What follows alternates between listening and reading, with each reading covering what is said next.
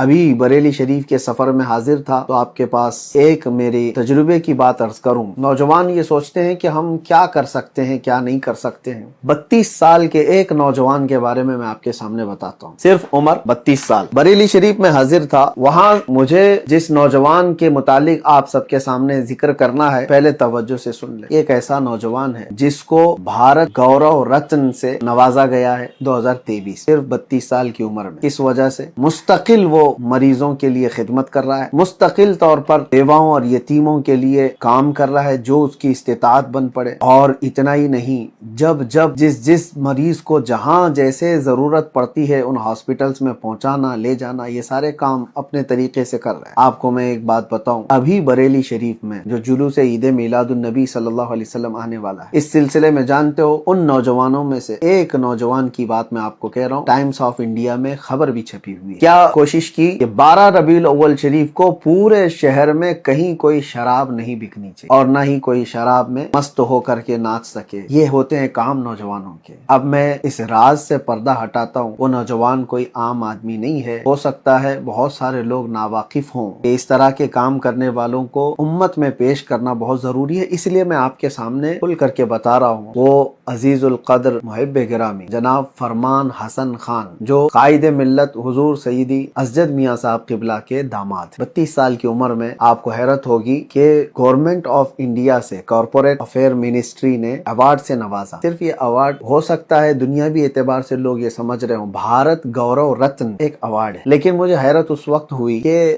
بہت سارے لوگوں کو ایوارڈ تو دیا جاتا ہے، بہت سارے لوگ ایوارڈ لیتے رہتے ہیں، لیکن آپ کو پتا ہے کہ 2025 کے U P S C board کے ایگزام میں، U P S C board آپ جانتے ہیں پورے انڈیا کا یہ سب سے بڑا امتحان ایگزام ہے جس سے بڑے بڑے آفیسر بنتے ہیں۔ U P S C board کے ایگزام میں سوال پوچھا گیا ہے کہ وہ کون ہے جس کو 2023 میں بھارت گورو رتن ایوارڈ سے نوازا گیا ہے۔ وہ کوشچن پیپر بھی موجود ہے، کوشچن پیپر میں، اور آنسر میں یہی کہا گیا ہے کہ فرمان حسن خان۔ یہ بڑی خوشی کی بات ہے، میرے لیے بھی بڑی خوشی کی بات ہے۔ بہت سارے لوگ یہ تان و تشنیع کرتے رہتے ہیں کہ سنی کیا کر رہے ہیں، سنی یہ کر رہے ہیں۔ یہ اور بات ہے کہ وہ نام و نمود کے لیے باہر نہیں آتے یا پھر اپنا پرچار نہیں کرتے، لیکن میں سمجھتا ہوں کہ ان نوجوانوں کا امت میں ایک مثالی کردار پیش ہونا بہت ضروری ہے۔